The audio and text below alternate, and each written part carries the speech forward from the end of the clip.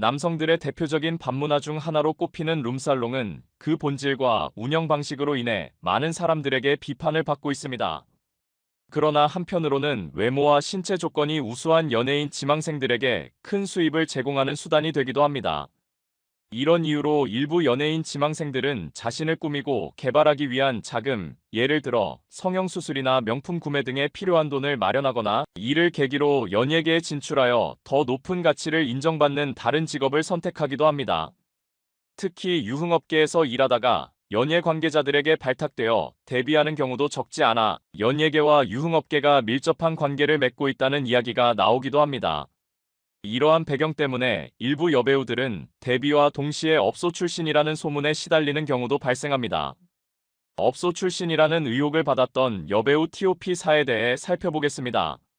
4위는 연예인으로서 다양한 활동을 펼쳤던 장미인의 씨입니다.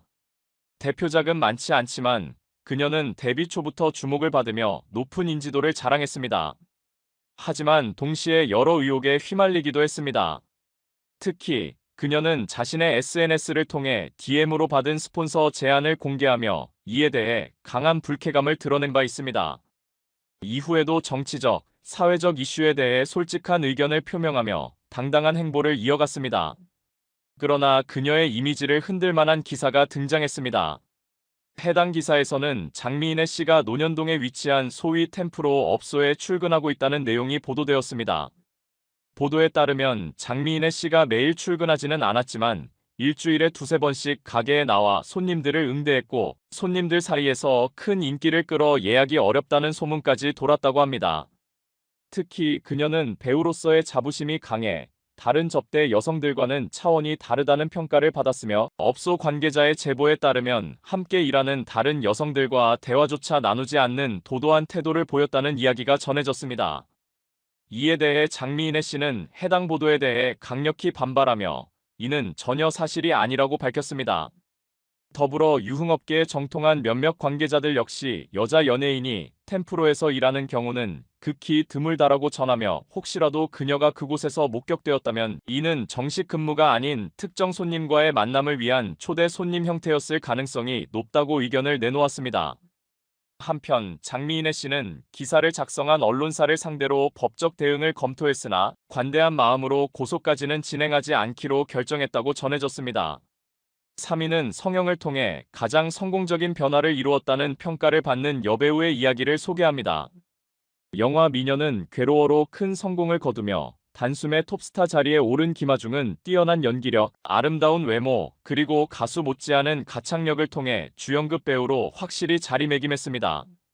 그러나 영화 촬영 당시 김하중이 감독 김영하와 매우 가까운 사이였다는 소문이 돌았고 영화 촬영이 끝난 후 그녀가 감독과 인연을 끊었다는 이야기가 퍼지면서 인성 논란에 휘말리기도 했습니다. 또한 김하중을 둘러싼 또 다른 소문은 그녀가 데뷔 전에 템프로 출신이었다는 주장입니다.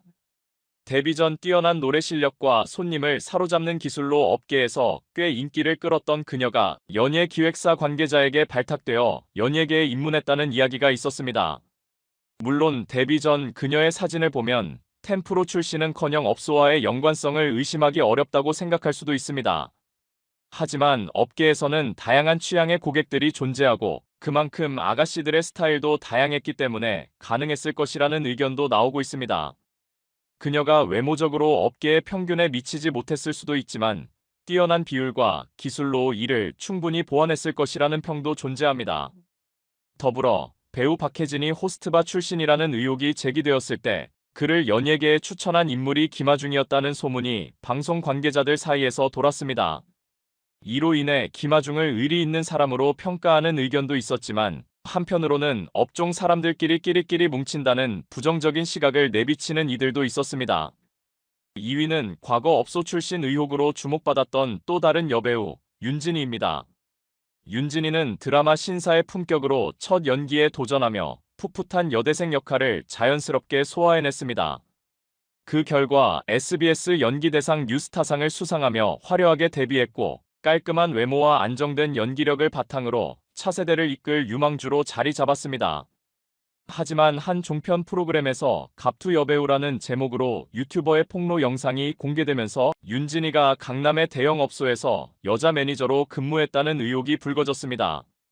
영상에서는 업소를 운영하던 2명의 동업자가 효율적인 관리를 위해 여자 매니저를 고용했고 그 매니저가 바로 윤진이라는 주장이 나왔습니다. 더 나아가 윤진이가 동업자 중 한 명과 동거하며 가까운 사이를 유지하다가 다른 동업자의 눈을 피해 매출 일부를 빼돌려 고급 승용차와 명품을 구입하며 사치스러운 생활을 즐겼다는 의혹도 있었습니다. 이에 더해 피해를 입은 업소 사장이 경찰 신고 대신 가게를 접었다는 이야기가 퍼지기도 했습니다. 그러나 피해 사실을 드러내지 못했다는 주장에는 설득력이 떨어진다는 반박이 나왔음에도 불구하고 의혹은 계속 확대되었습니다.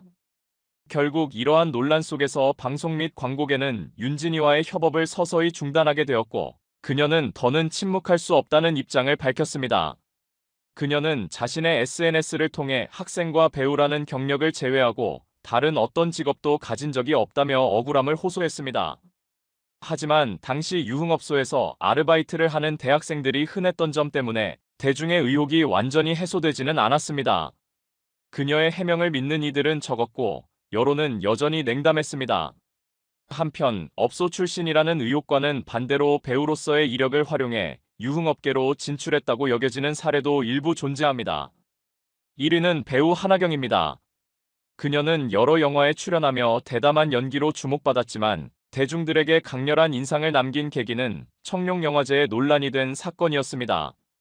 한하경은 과감한 드레스를 입고 포토월 앞에서 넘어지는 장면이 영상과 사진으로 퍼지며 큰 화제가 되었고 이로 인해 이름이 널리 알려졌지만 동시에 많은 비판도 받았습니다. 그녀의 드라마틱한 연출과 파격적인 의상은 사람들의 관심을 끌었지만 비난의 목소리도 커지며 이 사건은 한하경의 악명을 더욱 키우는 계기가 되었습니다. 몇 년 후 그녀를 둘러싼 또 다른 논란이 터졌습니다. 남자친구로 알려진 20대 호스트바 남성을 폭행하고 그 남성이 차량에 매달린 상태에서 차를 출발시켜 부상을 입혔다는 사건이 발생한 것입니다. 이 사건은 초기에 익명으로 보도되었으나 점차 사건의 중심에 있는 인물이 한하경이라는 의혹이 제기되었습니다. 처음에는 관련성을 부인하던 한하경은 결국 자신의 인터넷 방송에서 본인이 사건의 당사자임을 인정했습니다. 그러나 그녀는 자신이 오히려 피해자라고 주장하며 남자친구였던 남성에게 어학연수와 생활비 명목으로 1억 원 이상을 빼앗겼다고 울먹이며 호소했습니다. 이 사건의 전말은 이후 또 다른 여성의 상간 소송을 통해 드러났습니다. 한 여성은 출장에서 돌아온 남편의 등에 남아있던 손톱 자국과 쇼핑백에 담긴 긴 머리카락을 발견하며 의심하기 시작했습니다. 이어 발신자 표시 제안으로 온 카카오톡 메시지를 확인한 결과 임신 초음파 사진과 함께 너무 행복하다는 내용의 대화를 보고 확신을 가지게 되었다고 합니다. 이 메시지의 주인공은 한하경으로 밝혀졌습니다. 피해 여성은 처음에는 결혼 생활을 유지하려 했으나 끝내 자존심을 짓밟는 두 문장 때문에 이혼과 상간 소송을 결심하게 되었습니다. 그 문장은 다음과 같았습니다. 당신은 자궁도 안 좋아서 구림. 임신도 못한다더라. 당신 남편이 지금까지 만난 여자 중 내가 최고라고 했다.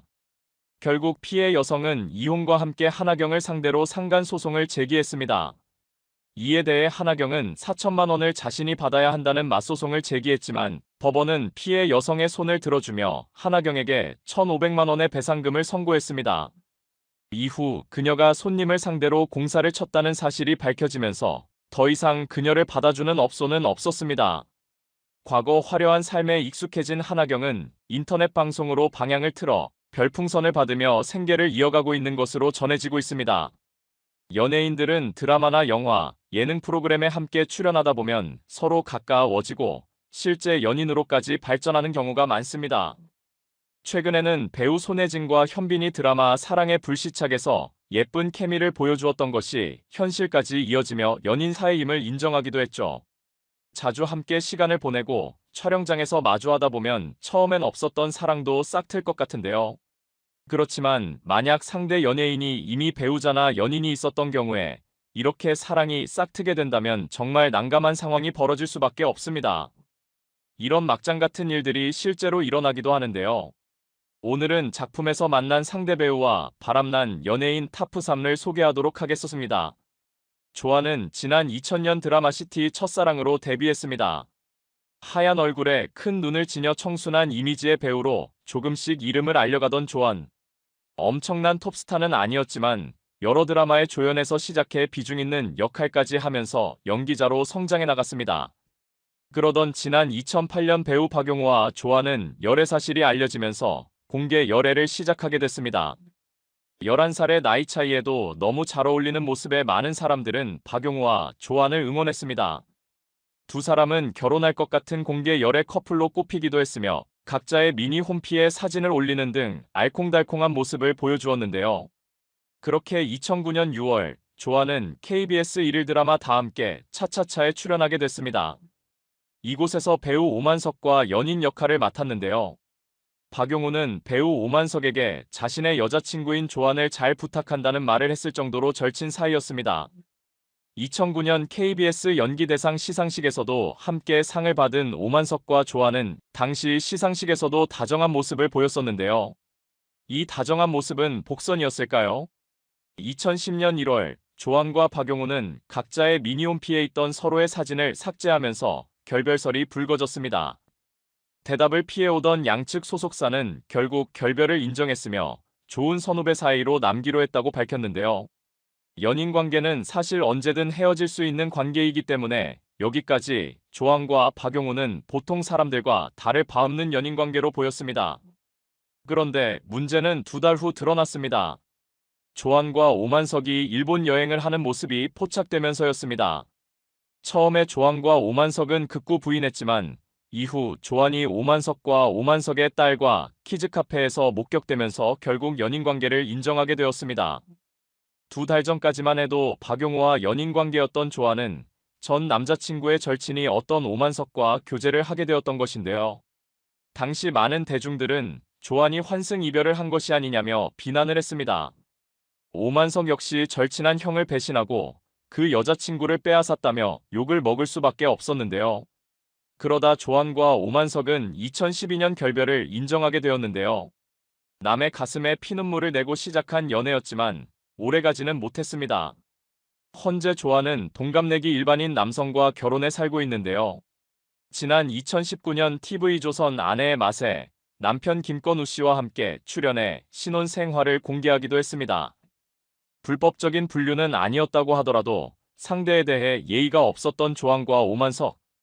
이제 둘 다 결혼해 잘 살고 있으니 앞으로는 그런 일을 저지르지 않기를 바랍니다.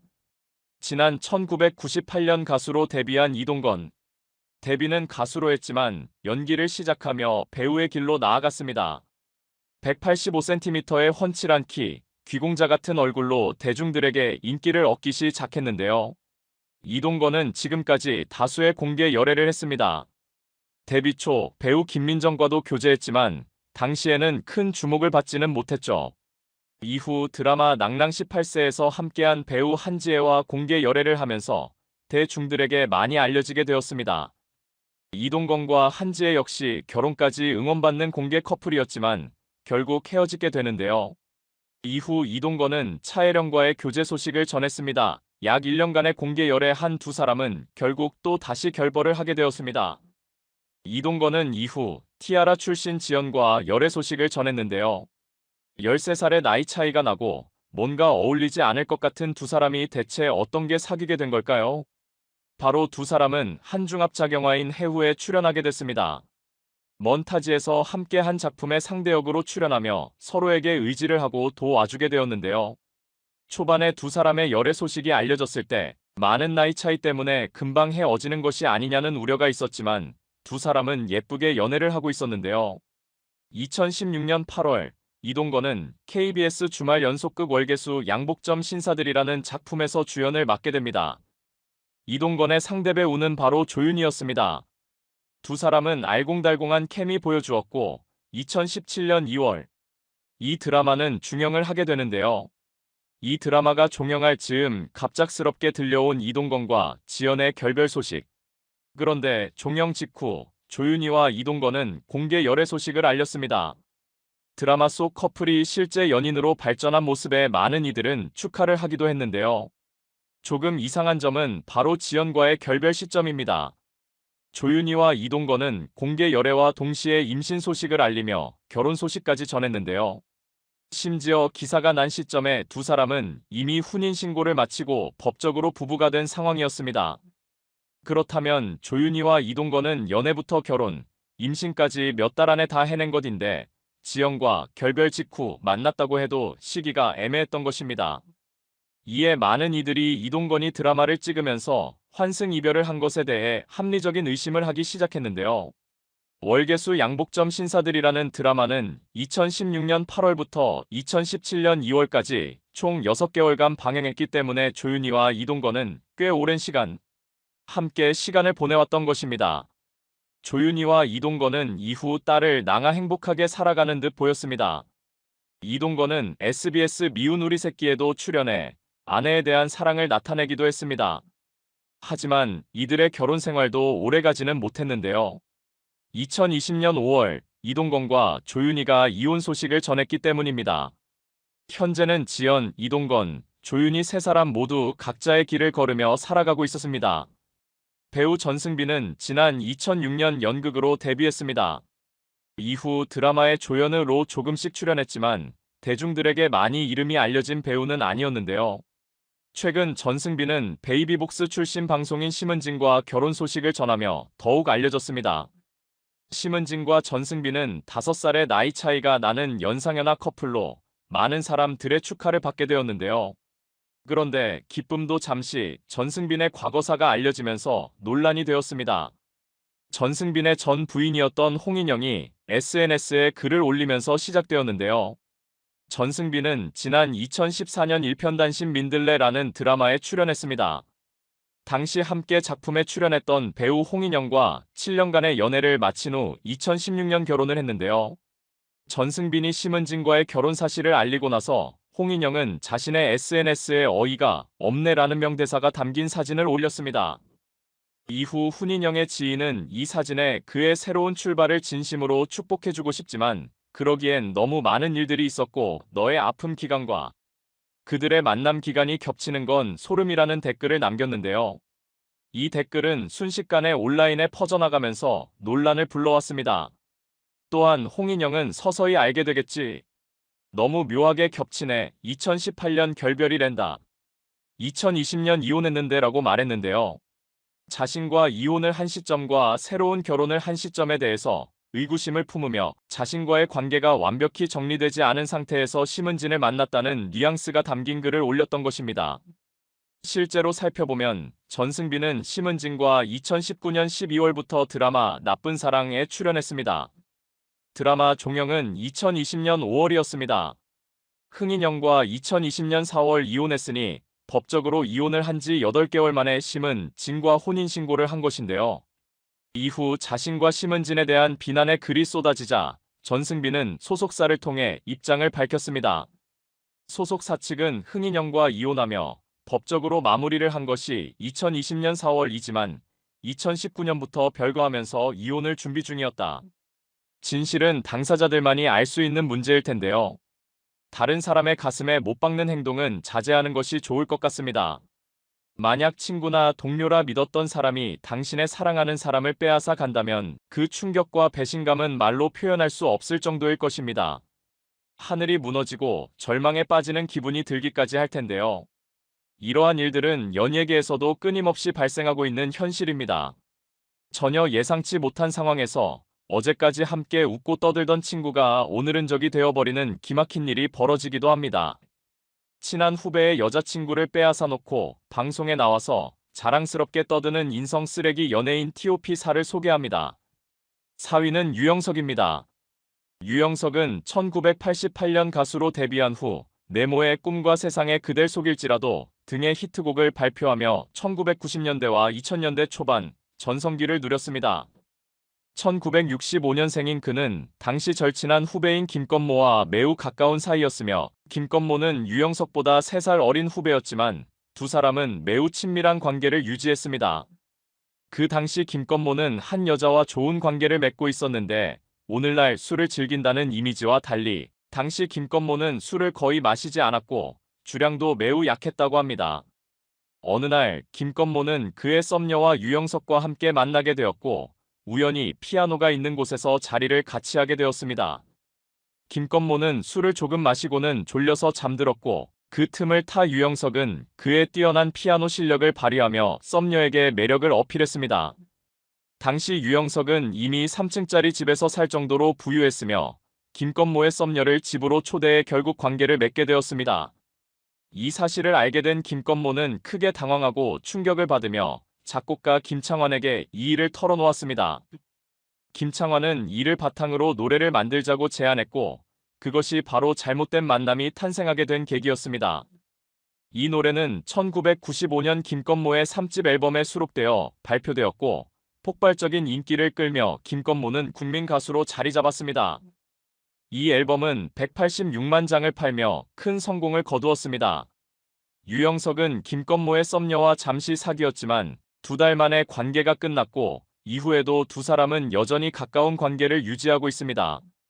몇 년 전 SBS 미운 오리 새끼에 출연한 김건모는 이 일을 다시 언급하며 자신의 절친에게 여자를 빼앗긴 상황을 용서한 모습을 보여주었는데 그 태도는 정말 대단하다고 느꼈습니다. 3위는 고영욱입니다. 고영욱은 1994년 그룹 룰라로 데뷔하며 화려한 전성기를 맞았습니다. 당시 룰라는 많은 히트곡을 발표하며 대중의 큰 사랑을 받았고 고영욱은 예능 프로그램 패널로도 자주 등장하며 꾸준한 활동을 이어갔습니다. 그러나 그의 유명세와는 별개로 개인적인 문제로 또다시 논란의 중심에 서게 되었는데 그 이유는 다름 아닌 여자 문제였습니다. 2011년 3월 고영욱은 SBS 강심장에 출연했을 때 엠블랙 출신의 이준과 함께 패널로 나섰습니다. 이준은 그 자리에서 자신이 첫사랑과 관련된 충격적인 비밀을 공개했는데 그 비밀의 주인공이 바로 고영욱이었다는 것입니다. 그 비밀의 주인공이 바로 고영욱이었다는 것입니다. 이준은 첫사랑의 휴대폰에서 고영욱의 이름을 발견했다고 말하며 그의 여자친구가 고영욱과 연락을 주고받은 사실을 고백했습니다. 이준은 결국 그 일로 인해 여자친구와 싸우고 헤어졌다고 밝혔습니다. 이준은 고영욱에 대해 빠르고 따뜻한 모습의 착한 후배라고 생각했지만 속으로 그런 생각을 가지고 있을 줄은 몰랐다고 씁쓸하게 밝혔습니다. 하지만 이준의 폭로는 여기서 그치지 않았습니다. 이준은 또 다른 여자친구와의 관계에서도 고영욱이 방해했음을 고백했는데 그 여자친구 역시 고영욱과의 연락 때문에 이준과 헤어지게 되었다고 전했습니다. 이준은 고영욱이 술 사주겠다며 메시지를 보낸 것을 보고 그동안 믿고 지내던 여자친구와의 관계가 무너지는 순간에 대해 왜 하필 나만 이렇게 고영욱의 문제에 휘말리는지 모르겠다고 분노를 터뜨렸습니다. 이준은 당시 아이돌로서 연애 사실이 공개되면 자신의 이미지에 큰 타격을 받을 수 있었기 때문에 그 문제를 공론화하는 것 자체가 큰 용기가 필요했습니다. 그럼에도 불구하고 이준은 분노를 숨기지 않았고 방송 후 고영욱은 자신의 트위터에 강심장에 대한 기사는 과장된 제목에 불과하다며 자신의 입장을 주장하며 적반하장식의 태도를 보였습니다. 고영욱이 일부러 이준의 여자친구만을 노린 것은 아닐 수 있겠지만 그가 저지른 일련의 사건들은 마치 개번엔 남 못 준다는 말처럼 의도치 않게 누구에게나 상처를 남기게 된 사건으로 기억될 것입니다. 2위는 고강원래입니다. 2010년 강원래는 MBC 라디오스타에 출연하여 자신의 여자친구와 관련된 이야기를 털어놓았습니다. 그는 과거 여자친구와 함께 있을 때 갑자기 초인종 소리가 들리고 여자친구가 그에게 20이라고 말했다고 밝혔습니다. 그때 문 밖에 있던 사람들은 DJ DOC의 이하늘과 김창렬이었고 강원래는 그 순간 여자친구가 다른 남자친구가 있다는 사실을 전혀 몰랐고 오히려 매우 화가 났다고 했습니다. 그는 이 사건을 가볍게 이야기하며 웃어넘겼지만 김구라는 이런 이야기가 방송에서 공개되는 것이 적당한지 의문을 제기할 정도로 놀라움을 표했습니다.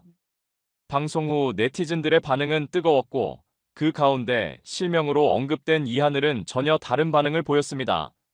이하늘은 과거 MBC 놀러와에 출연해 자신이 첫사랑과의 관계에서 겪은 아픈 기억을 털어놓았습니다. 당시 24살의 가수로 데뷔한 이하늘은 첫사랑 여자친구에게 진심으로 사랑을 느끼고 모든 것을 다 주고 싶어 했습니다. 그러나 어느 날 여자친구와의 연락에서 뭔가 이상한 느낌을 받았고 그날 새벽 1시에 그녀의 집으로 달려갔습니다. 초인종을 눌렀지만 문은 열리지 않았고 결국 창문을 뜯고 집으로 들어간 그는 충격적인 장면을 목격했습니다. 여자친구와 평소 형이라고 부르며 친하게 지내던 사람이 그녀와 함께 있었다는 사실에 그는 크게 실망했다고 합니다. 이 사건을 겪고 난 후 이하늘은 헤어짐을 결심했지만 여자친구에 대한 애정을 떨칠 수 없어 3년을 더 관계를 이어갔다고 고백했습니다. 그 후 이하늘은 붙이지 못한 편지라는 곡을 발표하며 그 당시의 아픈 기억을 음악으로 풀어냈습니다. 노래 속에서 자신을 배신한 남성은 개장수라는 별명으로 언급되었는데 이 별명은 강원래와 관련이 있다고 알려졌습니다. 이 곡이 공개되자 네티즌들은 그 의미에 대해 두 가지 반응으로 나뉘었습니다. 일부는 노래가 강원래를 직접 지칭한 것인지 확실하지 않다며 추측일 뿐이라고 주장했고 다른 일부는 이건 강원래를 겨냥한 것이라며 강력히 비판했습니다. 이하늘은 이후 언론 인터뷰에서 노래의 대상이 강원래임을 확실히 밝혔습니다. 그는 그 사람이 내 아픈 기억을 조금이라도 생각했다면 그런 방식으로 행동해서는 안 됐다며 라디오스타 방송을 보고 너무 화가 나서 몇 시간 만에 붙이지 못한 편지를 만들었다고 설명했습니다. 이 사건은 단순한 연애 문제를 넘어 강원래와 이하늘 간의 깊은 감정적인 충돌과 복잡한 갈등을 여실히 드러낸 사건으로 대중의 큰 관심을 끌었습니다. 1위는 이동건입니다. 배우 이동건은 이혼 후 잠시 휴식기를 가지며 차기 작품을 고르고 있는 중입니다. 그의 연애사는 공개적으로 여러 차례 다뤄졌고 그만큼 대중의 관심을 받아왔습니다. 이동건은 조윤희와 결혼하여 딸을 낳기 전까지 많은 여자 연예인들과 공개 연애를 했습니다. 그의 연애 스타일은 한편으로는 당당하고 자연스러운 청춘 남녀의 연애처럼 보일 수도 있지만 사실 그가 겪은 여러 공개 연애는 그를 바람둥이라는 이미지를 남기기도 했습니다. 이동건은 김민정, 한지혜, 차혜련, 티아라 출신 지연과 공개적으로 사귀었으며 그중 한지혜와는 4년간 공개 연애를 이어오며 결혼설까지 돌았던 만큼 두 사람의 결별은 대중에게 큰 충격을 안겨주었습니다.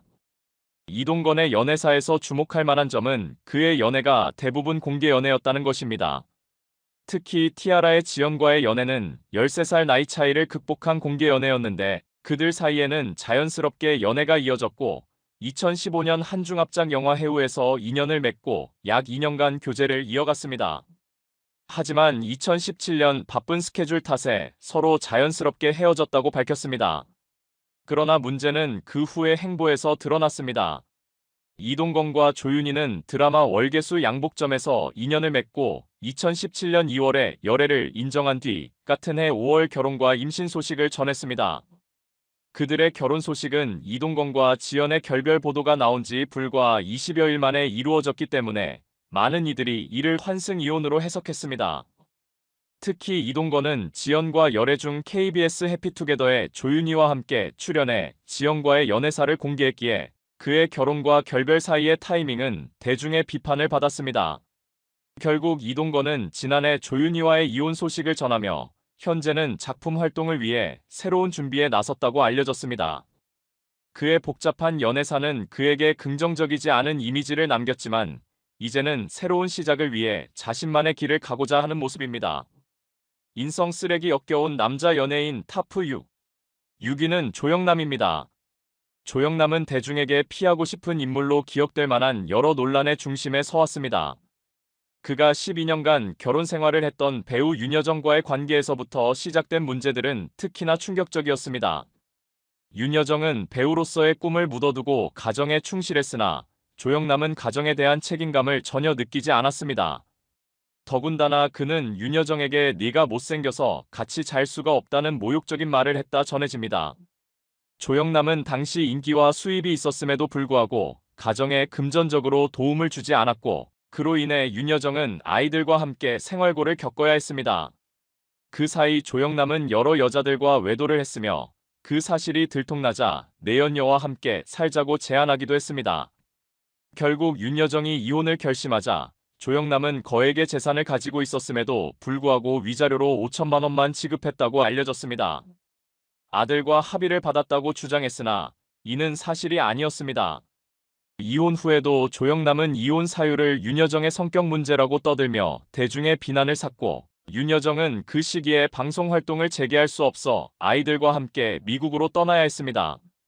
그럼에도 불구하고 2021년 윤여정이 아카데미 여우조연상을 수상한 후 조영남은 나처럼 바람 피운 남자에게 최고의 복수라는 인터뷰로 또 한 번 대중의 분노를 샀습니다. 많은 사람들은 이혼한 지 얼마나 됐다고 이제 와서 복수 타령인가? 라며 그를 강하게 비판했습니다. 조영남의 논란은 여기서 끝나지 않았습니다. 그는 친일 행보를 보였고 일제강점기에 대한 사과 요구를 중단해야 한다는 주장을 펼친 후 친일 선언이라는 책을 출간하기까지 했습니다. 그가 일본의 혐한들에게 찬사를 받자 그는 이를 자신의 소신일 뿐이라며 태연히 말했지만 대중은 그의 태도에 큰 반발을 보였습니다. 또한 조영남은 여자 연예인들에게 성추행 및 불쾌한 행동을 일삼으며 여러 차례 논란을 일으켰습니다. 2011년 빅브라더스 프로그램에서 소녀시대 멤버들과 함께 출연했을 때 태연을 강하게 껴안고 볼에 뽀뽀를 해 시청자들의 분노를 샀습니다. 나이 차이가 3배가 넘는 후배 여가수를 상대로 성추행을 했다는 비판이 일었지만 프로그램이 파일럿이었기에 별다른 해명 없이 넘어갔습니다. 또한 2013년 섹션 TV에서 리포터 사유리가 작품을 더 싸게 살 수 있나요?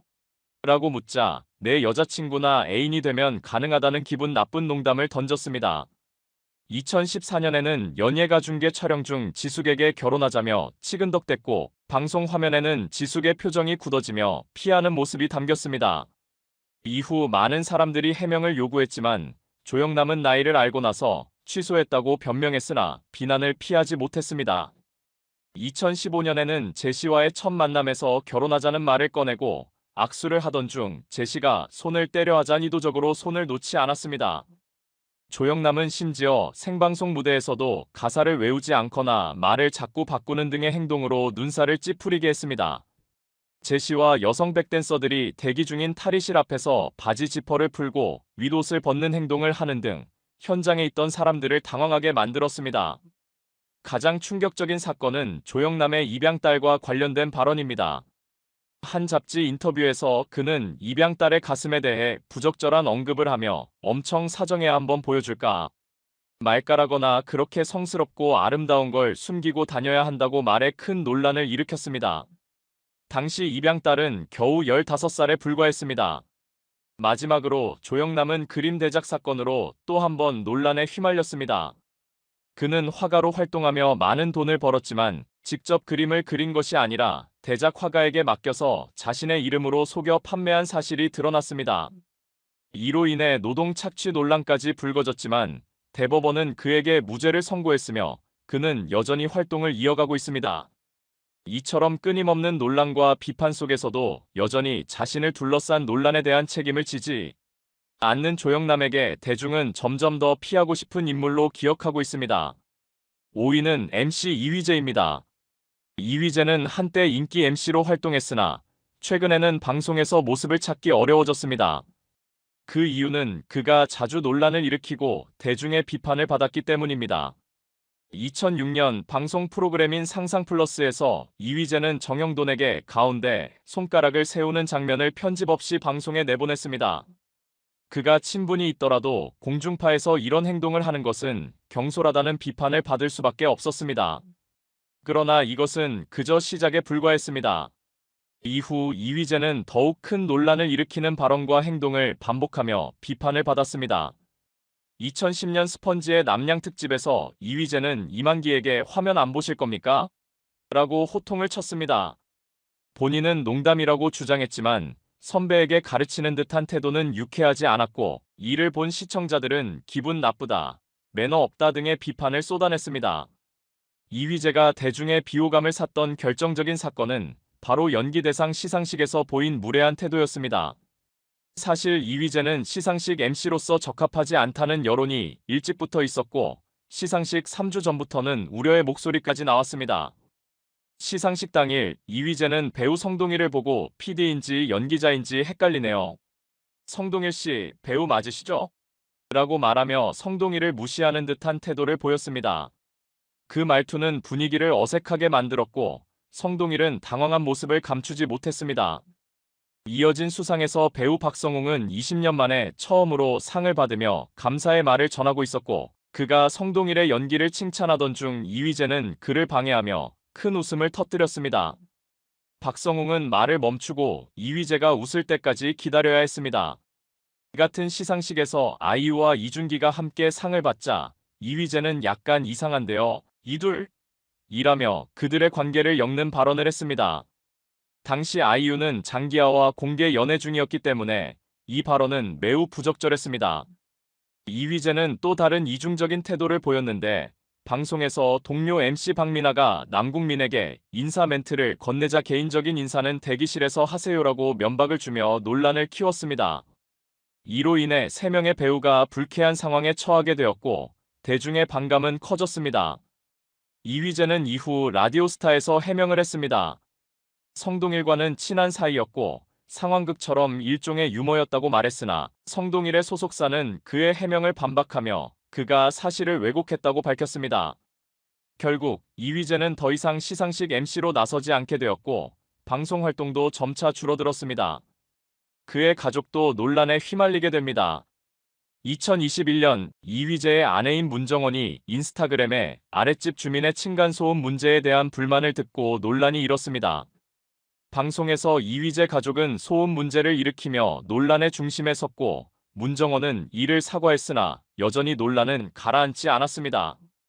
또한 문정원은 에버랜드에서 장난감을 주고 결제를 미루다가 직원이 자비로 돈을 채워 넣어 논란을 일으켰습니다.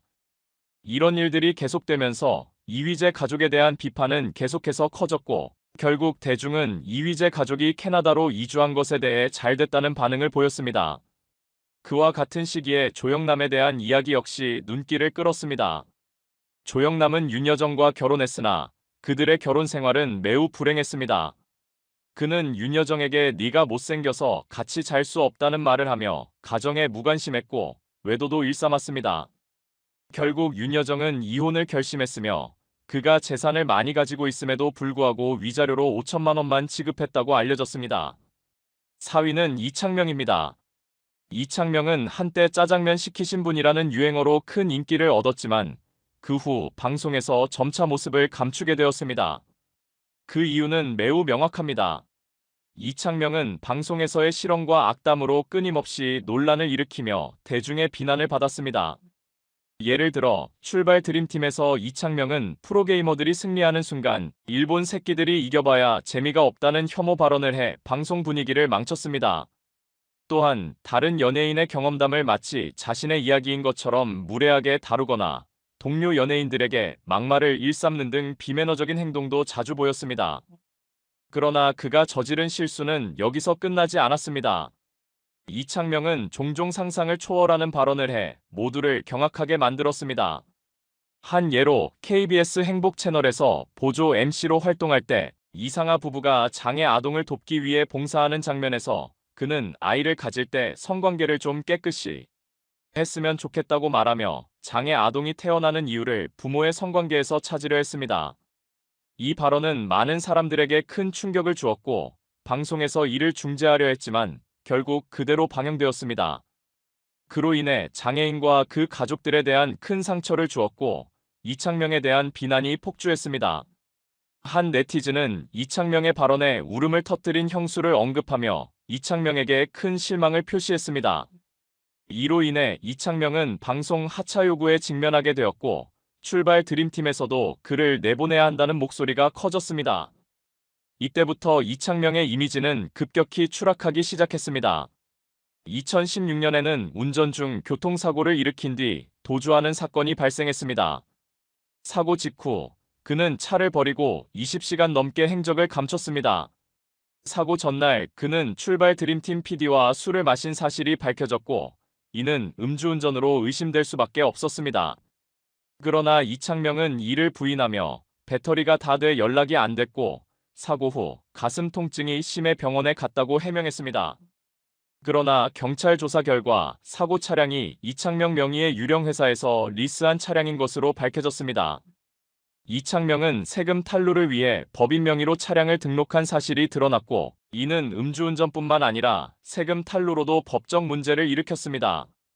결국 이창명은 출발 드림팀에서 하차하게 되었고 음주운전과 세금 탈루 사건으로 방송계에서 완전히 퇴출되었습니다. 그 사건 당시 명백한 증거와 증언이 있었음에도 불구하고 이창명은 끝까지 이를 부인하며 잠적하는 등 무책임한 태도를 보였습니다. 결국 음주운전 사건은 무혐의로 종결되었지만 그가 방송계에서 얻은 신뢰는 완전히 사라졌습니다. 현재 이창명은 방송 복귀를 시도하고 있지만 여전히 차가운 여론과 냉담한 대중의 시선을 피하지 못하고 있습니다. 3위는 조영기입니다. 조영기의 사건은 그 자체로 대중에게 엄청난 충격을 안겨주었으며 도덕적 기준을 심각하게 흔든 사례로 남았습니다. 1991년에 발생한 음주운전 사고는 단순한 실수가 아닌 명백한 범죄 행위였습니다. 그는 과음 후 만취 상태에서 운전하다 사고를 일으켰고 그 사고로 인해 피해자가 살아있을 가능성이 있음에도 불구하고 이를 은폐하려 했습니다. 더욱 충격적인 사실은 그는 피해자를 시체로 취급하며 끌고 가서 유기한 일이었고 이는 교통사고를 넘어 사람의 생명을 경시하는 충격적인 범죄였습니다. 이 사건으로 조영기는 징역 5년형을 선고받았지만 2년도 채 되지 않아 가석방되어 방송활동을 재개한 사실은 더욱 분노를 일으켰습니다. 그는 출소 후 불과 한 달 만에 방송에 등장했고 다시 대중에게 친숙한 이미지로 돌아왔습니다. 그는 카스 맥주 광고에도 등장하며 마치 아무 일도 없었던 것처럼 활동을 지속했습니다. 이는 피해자 가족들에게 더 큰 고통을 안겨주었고 여론을 더욱 거세게 반발하게 만들었습니다. 사건이 잊히고 20년이 지나 인터넷을 통해 그의 과거가 재조명되었을 때 여론은 급격히 악화되었습니다. 그가 방송에서 퇴출되었고 그에 대한 비판은 더욱 거세졌습니다. 그러나 그는 사과나 반성의 태도를 전혀 보이지 않았고 이로 인해 대중들은 그의 무책임한 태도에 실망감을 감추지 못했습니다. 조영기의 사건은 단순한 법적 문제를 넘어서 인간으로서의 도덕성과 책임감에 대한 큰 의문을 제기하는 사건이었습니다. 법을 지키는 것도 중요하지만 무엇보다 중요한 것은 자신의 잘못에 대해 반성하고 책임을 지는 태도입니다. 하지만 그는 그 어떤 반성도 사과도 없이 자신의 과거를 회피했고 그로 인해 대중의 신뢰는 완전히 무너졌습니다. 결국 그가 방송 활동을 더 이상 하지 못하게 된 것은 대중의 윤리적 기준이 얼마나 강력하게 작용했는지를 여실히 보여주는 사례입니다. 2위는 오지호입니다. 오지호의 사건은 그가 연예계에서 큰 인기를 얻었을 때 그와 관련된 개인적인 문제로 인해 큰 논란을 일으킨 사건입니다. 2007년 오지호와의 관계가 파국을 맞은 후 안나라는 여성이 극단적 선택을 하면서 사건은 세상에 큰 충격을 안겼습니다. 이 사건은 오지호의 이미지와 대중의 신뢰를 심각하게 훼손시키는 계기가 되었으며 그가 그동안 보여준 공적 이미지와의 괴리로 인해 더욱 큰 논란을 일으켰습니다. 안나는 오지호와 동거 중이었던 오랜 연인이었으며 그녀는 오지호의 성공을 위해 경제적인 지원을 아끼지 않았다고 전해집니다. 오지호는 무명 시절 안나에게서 많은 도움을 받으며 안나는 그의 오디션을 지원하고 물질적으로도 지원을 아끼지 않았습니다. 그러나 오지호가 대박을 터뜨리면서 그의 태도는 변하기 시작했고 결국 그와의 관계가 서서히 식어갔습니다. 이 사건에서 가장 큰 논란은 오지호가 안나와의 관계를 숨기고 그녀가 겪고 있는 어려움에 대해서 냉담하게 대했던 점입니다. 안나의 지인들은 오지호가 그녀를 착취하며 자신의 성공을 위해 관계를 점차 멀리했다고 비판했습니다. 안나는 그와의 관계에서 절망감을 느끼며 결국 극단적 선택을 하게 된 것으로 보입니다. 사건이 발생한 후 오지호는 처음에 관계를 부인하며 법적 대응을 예고했지만 점차 상황이 밝혀지자 이를 인정하게 되었습니다. 그러나 안나가 세상을 떠난 후에도 오지호는 그녀의 장례식에 참석하지 않았고 이로 인해 더욱 큰 비난을 받았습니다. 그 후 그는 사망 사실을 알게 되자 자신이 연인 관계였음을 인정했으나 이미 대중의 신뢰는 크게 떨어졌습니다. 이 사건은 단순히 연애 문제를 넘어서 인간관계의 책임감과 도덕적 태도에 대한 중요한 질문을 던졌습니다. 오지호의 태도는 대중이 원하는 책임감 있는 행동과는 거리가 있었으며 그로 인해 많은 이들의 실망을 안겼습니다. 사건은 결국 오지호가 빚을 정리하면서 마무리되었으나 그가 보여준 태도는 여전히 많은 사람들에게 아쉬운 부분으로 남아 있습니다. 1위는 최정원입니다. 한때 유엔 멤버로 많은 인기를 끌었던 가수 최정원. 그 당시 유엔의 선물은 노래방에서 자주 불리며 그 시절의 향수가 떠오를 정도로 큰 사랑을 받았습니다. 그러나 그의 과거에는 뒷말이 남을 수밖에 없는 사건이 하나 있었습니다. 그 이야기를 짧게 풀어보겠습니다. 디지털 미디어 존디엠지에서 최정원에 관한 한글을 본 적이 있는데 그 댓글 중 하나가 매우 충격적이었습니다. 댓글 내용은 이렇습니다. 같은 건물에서 5년을 같이 살았는데 그 시절 최정원의 행동은 정말 참을 수 없을 정도였다. 방송도 하지 않던 시절이었는데 매일 술 먹고 시끄럽게 떠들고 복도와 계단에서 담배를 피우며 여자들끼리 싸움을 벌이기도 했다. 결국 관리소 아저씨들까지 포기했다. 이런 충격적인 댓글이 달린 후 한 댓글이 그 아래에 덧붙여졌습니다. 저는 관리소 직원입니다. 정말 조용히 잘 사셨던 분이에요. 오히려 당신이 불쌍합니다. 남을 비난할 시간에 거울이나 보세요. 그 댓글을 작성한 사람은 GDGD라는 닉네임을 사용했으며 그 아이디는 최정원의 싸이월드 주소와 정확히 일치하는 정원일이었습니다. 이 사실이 밝혀지자 댓글은 모두 삭제되었고 해당 사람은 싸이월드에서 탈퇴한 웃지 못할 일이 벌어졌습니다. 아마 그 사람은 인터넷 사용이 서툴렀던 것 같습니다. 그 일은 그냥 웃긴 에피소드로 끝났습니다. 그런데 최정원의 가정 파탄과 관련된 논란도 있었습니다. 어떤 이의 아내인 C씨에게 최정원이 먼저 연락을 했다는 주장이 있었습니다. 잘 지내? 반가워. 사진 봤어. 안부 물어. 이름이 안 나와서 누구? 최정원 오빠. 진짜 오래간만이에요. 잘 지내고 있어요? 안부가 궁금해서. 저야 잘 지냈죠.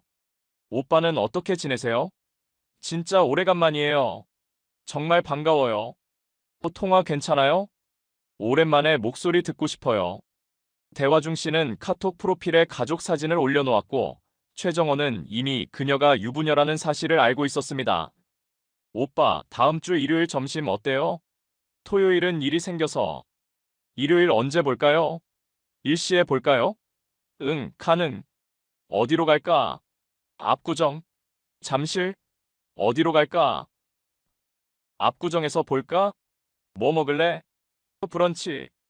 응, 브런치 맛있는 곳. 신사동에 가자. 이 대화 이후 두 사람은 첫 만남을 가지게 되었습니다. 5월 27일 사건이 일어났습니다.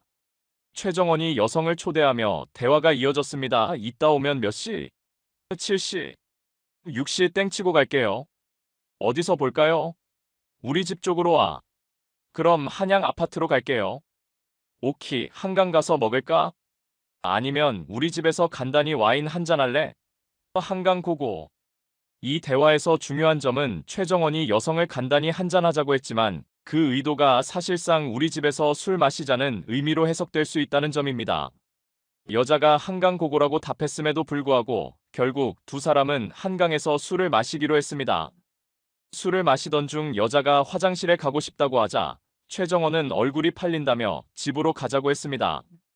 두 사람은 킥보드를 타고 최정원의 집으로 향했고 그 후 어떤 일이 일어났는지는 알 수 없으나 둘은 아무 일도 없었다고 주장하고 있습니다.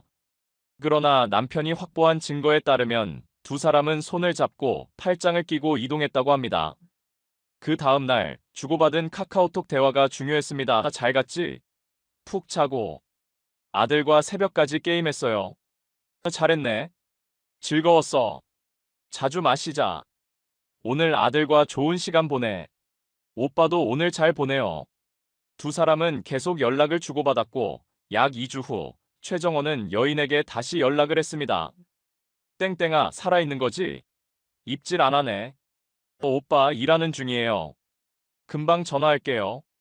지금까지 죽어 있었어요. 페이랑 보고하느라. 수고했어요. 내 땡땡이 보고 싶어서. 여자는 자전거에 관심을 보였고 최정원의 영향을 받아 수백만 원짜리 자전거 장비를 구입했다고 전해집니다.